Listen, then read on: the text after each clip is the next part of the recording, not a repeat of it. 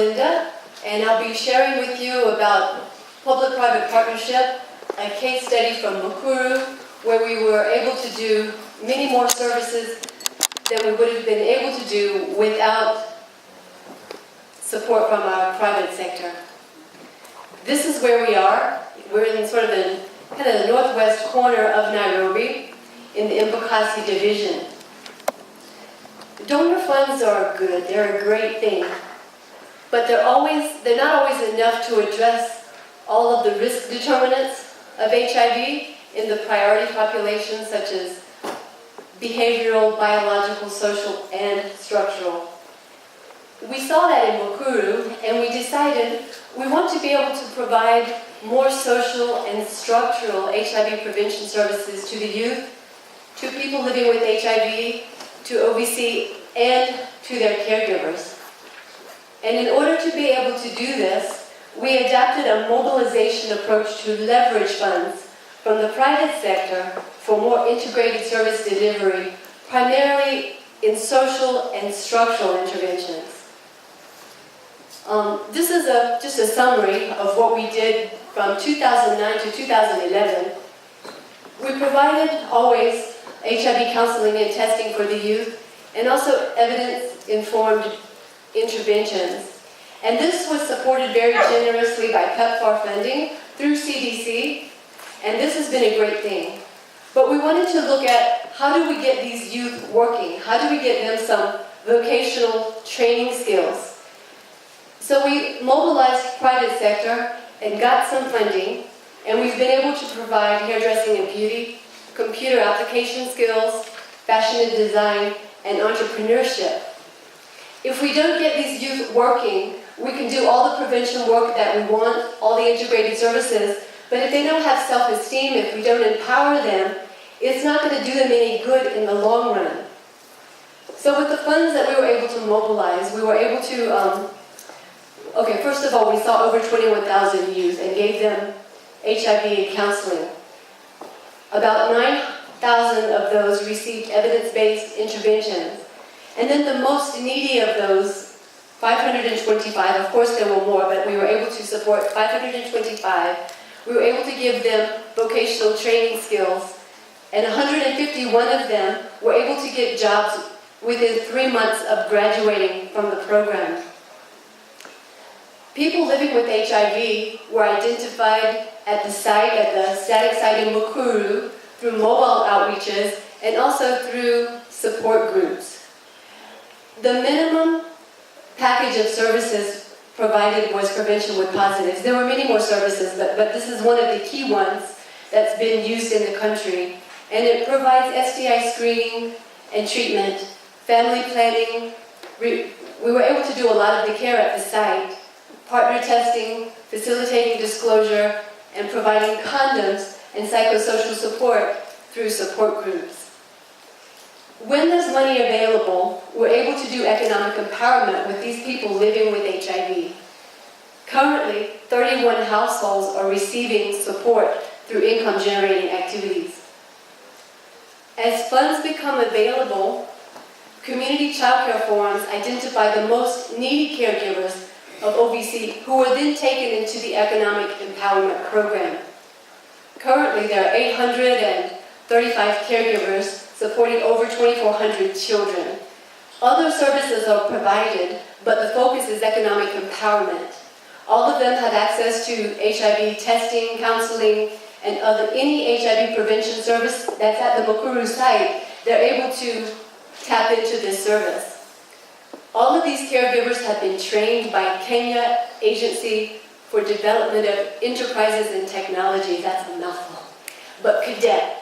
So CADET trains these caregivers on business and financial management, saving and borrowing, and also on group dynamics. Group dynamics is very important because with these caregivers, they seem to be able to earn more money together than they're able to earn on their own. So this is, again, a summary. All of these caregivers,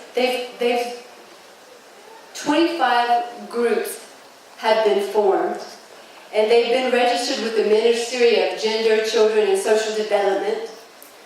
22 of the groups are now doing income-generating activities, and 5 of the groups are doing saving and borrowing with cadet. Out of the total number, 835 caregivers, 390 are doing income-generating activities, and the rest are more at the startup phase. We couldn't have done these social and structural interventions without a lot of cash and in-kind contributions from the private sector.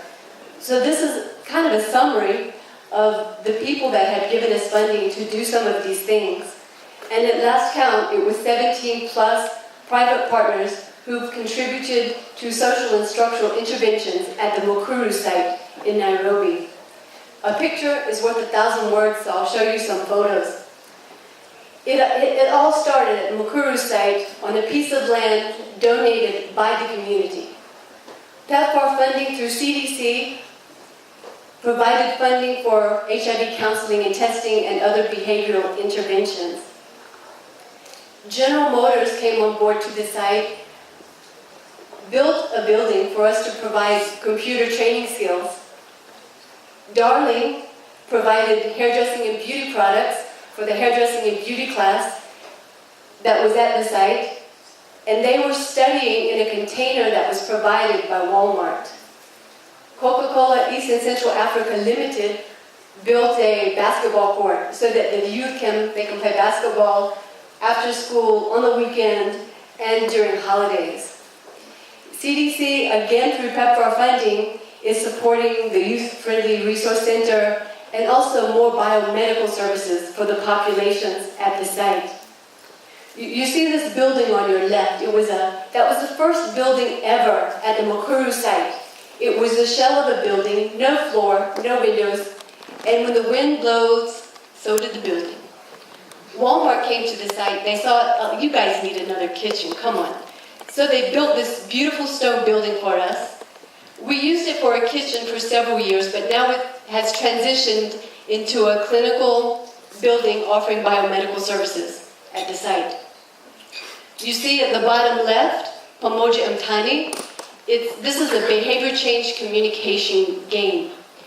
It was developed by Warner Brothers. Intel provided the computers to house the game.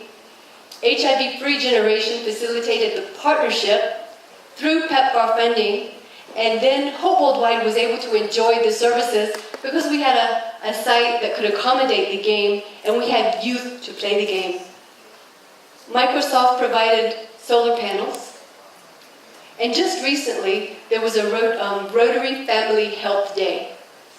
In partnership with Rotary clubs in Nairobi, toothpaste from White Dent was mobilized. Thousands and thousands of packages of toothpaste was provided, and also thousands and thousands of pieces of soap were mobilized by Procter & Gamble. So these were all put in a little bag.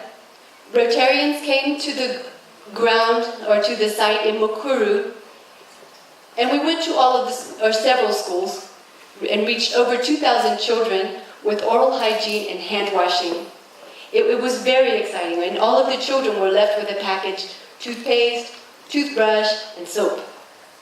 This is one of my favorite pictures of all time. There's an organization in Canada called Sleeping Children Around the World. And in partnership with the Rotary Club of Nairobi, this organization in the past 2 years provided children in Mukuru and youth with over 1,100 bed kits. These kits include a mattress, a mosquito net, and many school supplies. It's a kit that can actually serve the family. So you see that we've done quite a lot with partnership. We could have never done it without all of the contributions. So we see that one step by 100 people is better than 100 steps by one person or one